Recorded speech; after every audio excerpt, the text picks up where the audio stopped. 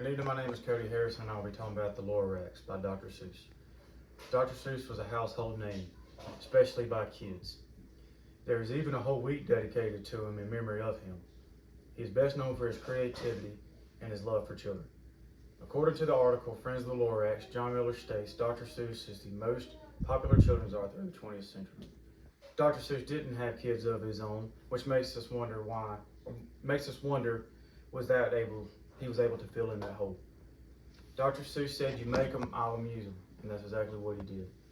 Dr. Seuss wrote so many stories for children and even encouraged them to read. In the article, John Miller also states that Dr. Seuss would include secret political messages.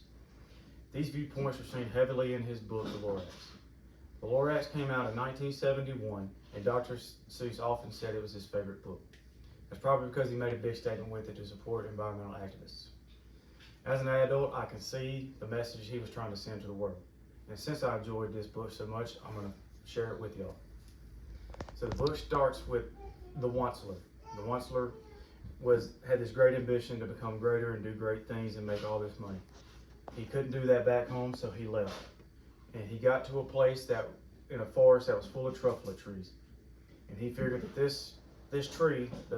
these leaves that was embedded in this tree would be perfect for his invention called the Thneed, which was a sweater-like shirt that had multiple uses.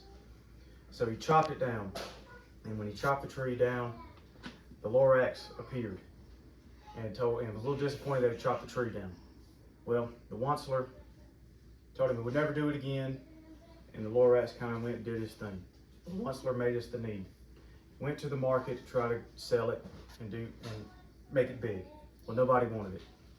So he sat there and pondered for a little while.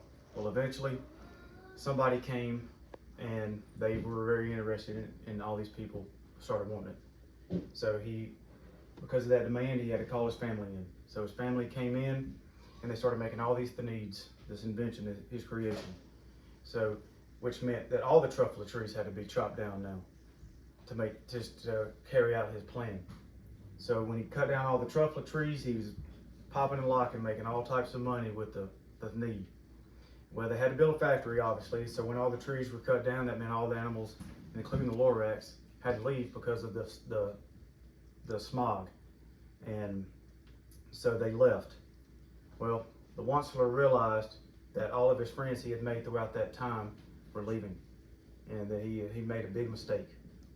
And when he did that, they left, and they came back eventually toward the end. But he saved a truffle seed for later on to maybe right the wrong that he did. So a boy showed up and was very interested in the tree.